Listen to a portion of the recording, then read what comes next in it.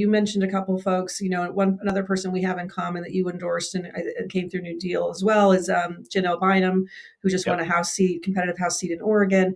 After the election, we did a post-election analysis talking to people like Janelle, people like Kristen McDonald Rivet, who won a House seat in Michigan, and many others who ran ahead of the national party.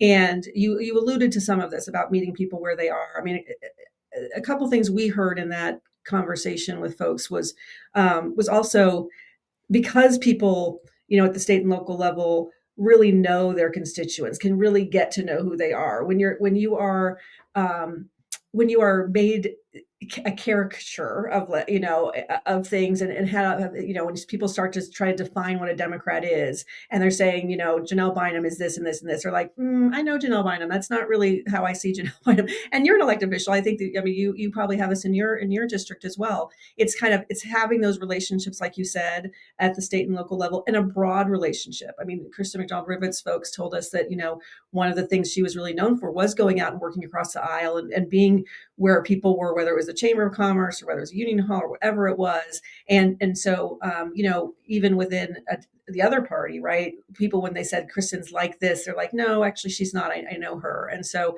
I think that's a big part. And then also we heard a lot of just really focusing on the issues that matter most to voters, kitchen table issues, affordability issues, housing, childcare, price of groceries, right? And so across the board, at least for this election cycle, I think some of those folks who we found that were through New Deal, and I suspect for you too, that were successful, were kind of, leveraging both of those qualities.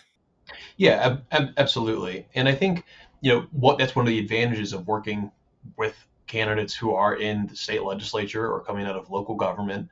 Look, you certainly have lots of very important issues that there are some partisan disagreements on at the state legislative level. But this year, probably 85 or almost 90% of the laws that we pass in Iowa this year are going to be on bipartisan votes. And at the local government, again, a lot of these races they're not even partisan, right? It's just a question of like, how do you make sure the roads are drivable? How do you make sure that you're able to pick people's, garbage and recycling up on time? I mean, it's really basic kinds of issues. And then I do think that there is kind of this, it's interesting, the timing of this too, that I feel like there's this almost boomlet of new ideas that are kind of coming up in the Democratic Party right now. This book that Ezra Klein and Derek Thompson just published about this kind of abundance agenda.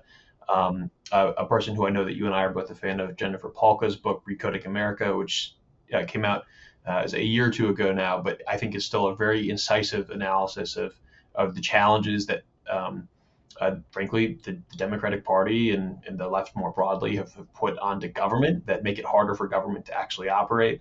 I'm reading a really interesting book right now called Why Nothing Works by Mark Dunkelman that gets into some of these barriers that people on the left actually have created over time that have made it harder to deliver the progress that people really want to see. And so I think there's some really interesting conversation that's happening right now on the left about, like, how did we get to this point where, given the choice between Vice President Harris and President Trump, a plurality of Americans went with Donald Trump. And I think these are going to be some hard conversations, but I think it's precisely the stakes of where we're at now that make it really important. And even though I think a lot of state lawmakers and local leaders don't necessarily see themselves as like subscribing to a certain like worldview about like abundance is like what we should be doing, I think there is kind of a broad agreement that like, yeah, things really aren't working right now, and obviously everything that's happening in Washington is going to make a lot of those problems a lot worse. And so there's going to be this opportunity for us to think about, what do we want it to look like when we're picking the pieces back up and putting them back together.